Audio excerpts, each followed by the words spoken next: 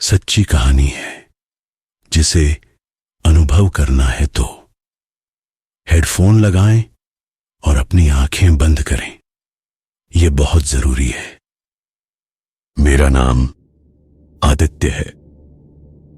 मैं दिल्ली में एक नाइट कॉलेज का छात्र हूं। पढ़ाई के साथ साथ एक पार्ट टाइम नौकरी भी करता हूं और इसी वजह से मुझे हर रात उसी ट्रेन में सफर करना पड़ता है जिसका नाम है मिडनाइट एक्सप्रेस। रोज की तरह मैं रात के 11 बजे कॉलेज से निकलकर स्टेशन पहुंचता। वहां हमेशा हल्की भीड़ होती, लेकिन जैसे ही ट्रेन प्लेटफॉर्म पर रुकती सब कुछ शांत हो जाता। मैं अपनी वही रोजमर्रा की जगह खिड़की के पास बैठ जाता और धीरे धीरे सफर शुरू होता। लेकिन पिछले एक हफ्ते से मेरी नजरें किसी और को ही तलाशने लगी थी। हर रात ट्रेन के दूसरे डिब्बे में एक लड़की सफेद कपड़ों में बैठी रहती थी। उसके बाल हल्की हवा में उड़ते रहते और उसकी आंखों में एक गहरी रहस्यमय शांति थी। वह हर रात उसी सुनसान स्टेशन पर उतरती जहां कोई खास चहल पहल नहीं होती थी। वह स्टेशन अजीब था। उसकी लाइटें अक्सर झपकती रहती और माहौल में एक अनजाना डर सा भरा रहता था। कई दिनों तक मैं उसे बस देखता रहा। मुझे उसकी मासूमियत और रहस्यमय अंदाज भाने लगे थे, लेकिन उससे बात करने की हिम्मत नहीं जुटा पाया। एक रात मैंने सोचा कि अब और इंतजार नहीं कर सकता। मैं उसी डिब्बे में चढ़ा और उसके ठीक सामने वाली खिड़की की सीट पर बैठ गया। मेरी धड़कनें तेज हो रही थीं। पहली बार मैंने उसे इतने करीब से देखा। उसकी आंखें गहरी, ठहरी हुई। उसकी आंखों में एक अजीब सी खामोशी थी जो मुझे बेचैन कर रही थी। जैसे ही ट्रेन सुनसान स्टेशन पर पहुंची, मैंने खुद को संभालते हुए उससे पूछने की हिम्मत जुटाई, आप रोज यहां उतरती हैं ना? उसने मेरी तरफ देखा और हल्की सी मुस्कान के साथ जवाब दिया, हाँ, हमेशा। इतना कहकर वह उठी और स्टेशन पर उतर गई। मैं उसे जाते हुए देखता रहा, लेकिन उस रात कुछ अलग था। अचानक ट्रेन धीमी हो गई। स्टेशन पर अजीब सी खामोशी थी और वहां वही सफेद कपड़े पहने लड़की ट्रेन से उतरकर अंधेरे में गुम हो गई। ट्रेन फिर से आगे बढ़ी, लेकिन मेरे मन में सवालों का सैलाब उमड़ रहा था। कुछ देर बाद मैंने अचानक उसे अगले डिब्बे में देखा।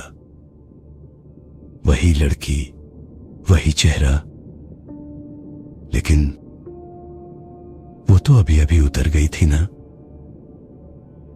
मेरे रोंगटे खड़े हो गए। कर्ण, मेरा दोस्त। मैंने कर्ण से कहा,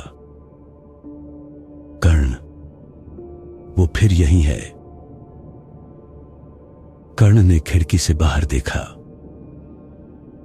अरे यार, तू ज्यादा सोचता है, चल सो जा। मैंने खुद को समझाया कि शायद यह मेरी थकान का असर है, लेकिन यह शुरुआत थी। अगली रात जब ट्रेन फिर उसी स्टेशन पर रुकी, मैंने हिम्मत करके उतरने का फैसला किया। प्लेटफॉर्म सुनसान था, जैसे वहां वर्षों से कोई आया ही नहीं हो। थोड़ा आगे बढ़ने पर मुझे एक टूटी फूटी झोपड़ी दिखी जिसमें से हल्की रोशनी आ रही थी। मेरा दिल जोर से धड़कने लगा। झोपड़ी के पास पहुंचकर मैंने अंदर झांका। जैसे ही मैंने झोपड़ी के अंदर झांका, मुझे एक बूढ़ी औरत दिखाई दी जो धीमी आवाज में कुछ बड़बड़ा रही थी। वह लकड़ी के चूल्हे पर कुछ पका रही थी और उसकी झुर्रियों भरी आंखों में एक अजीब सी बेचैनी थी। बेटा, इतनी रात को यहां क्या कर रहे हो? उसने धीमे स्वर में पूछा। मैंने हिम्मत जुटाते हुए पूछा, क्या आपने सफेद कपड़े पहने एक लड़की को यहां से गुजरते देखा है? बूढ़ी औरत कुछ पल के लिए चुप रही। फिर उसकी आवाज थोड़ी भारी हो गई। यहां कोई नहीं आता बेटा। अगर आई भी होगी तो अब तक चली गई होगी। तुम भी चले जाओ। उसके जवाब ने मेरे दिल में एक अजीब सा डर बैठा दिया। क्या यह सब मेरी कल्पना थी या कुछ और? मैं तेजी से प्लेटफॉर्म की ओर लौटने लगा। ट्रेन अभी भी रुकी थी, लेकिन मुझे ऐसा महसूस हो रहा था जैसे सारा माहौल ठहर सा गया हो। मैं अपनी सीट पर वापस बैठा और कर्ण ने मेरी तरफ देखा। क्या हुआ? उसने पूछा। कुछ नहीं, मैंने धीरे से कहा। अचानक मेरी नजर फिर से खिड़की की ओर गई। वह लड़की वहां बैठी थी, बिल्कुल शांत। उसकी रहस्यमयी आंखें सीधे मेरी ओर देख रही थीं। लेकिन जैसे ही मैं पलक झपकाता, वह गायब हो जाती। रातें गुजरती रहीं, लेकिन यह सब रुकने का नाम ही नहीं ले रहा था। एक रात ट्रेन एक सुरंग में प्रवेश कर रही थी। चारों ओर गहरा अंधेरा था। मैंने कर्ण की ओर देखा, लेकिन वह गहरी नींद में था। तभी मैंने महसूस किया कि कोई मेरे पास बैठा है।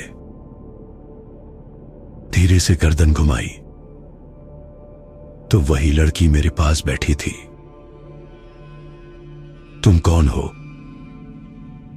मैंने कांपती आवाज में पूछा। वह धीरे से मुस्कुराई और कहा, क्या तुमने कभी सोचा है कि मैं कौन हूं? ट्रेन अचानक से एक झटके के साथ रुकी। जब मैंने फिर देखा तो वह जा चुकी थी। अगले दिन मैं स्टेशन मास्टर से मिलने गया। साहब, मैं इस स्टेशन पर रोज आता हूं। कई दिनों से एक सफेद कपड़े पहने लड़की को देख रहा हूं। क्या आप जानते हैं उसके बारे में? स्टेशन मास्टर ने मेरी तरफ अजीब नजरों से देखा और थोड़ी देर तक चुप रहा। फिर उसने कहा, बेटा, यह सिर्फ तुम्हारे साथ नहीं हुआ। इस स्टेशन पर आने वाले कई लोगों ने उस लड़की को देखा है। लेकिन जो तुम नहीं जानते वह यह है कि वह लड़की कुछ साल पहले इसी स्टेशन पर ट्रेन के नीचे आकर मर गई थी। क्या? मैंने अधीरता से पूछा। फिर उसने कहा, कहते हैं उसकी आत्मा अब भी यहां भटकती है और हर रात उस ट्रेन का इंतजार करती है जिसमें वह आखिरी बार बैठी थी। मैं हक्का बक्का रह गया। मेरे पैरों के नीचे से जमीन खिसक गई। स्टेशन मास्टर की आवाज धीमी और डरावनी हो गई। अब तुम भी उसके निशाने पर हो। बेटा, इस ट्रेन में सफर करना छोड़ दो। उस रात मैं ट्रेन में नहीं बैठा, लेकिन अब भी जब मैं उस स्टेशन के पास से गुजरता हूं तो खिड़की से बाहर झांकता हूं और मुझे लगता है कि वह लड़की अब भी वहां खड़ी है, स्टेशन के कोने में, मुझे घूर रही है। क्या वह चाहती थी कि मैं उसके बारे में जानूं, या वह चाहती थी कि मैं भी उसी अंजाम को पहुंचूं? यह सवाल अब भी मेरे जहन में गूंजता रहता है। अगर आपके पास भी ऐसी कोई कहानी है या आपके साथ कभी कोई डरावना वाकया हुआ हो तो हमें हमारी ईमेल पर जरूर शेयर करें। हम उस पर कहानी बनाएंगे। ऐसी और भी कहानियों के लिए हमारे चैनल को सब्सक्राइब करें, वीडियो को लाइक करें और हमारी बाकी की वीडियो भी जरूर देखें।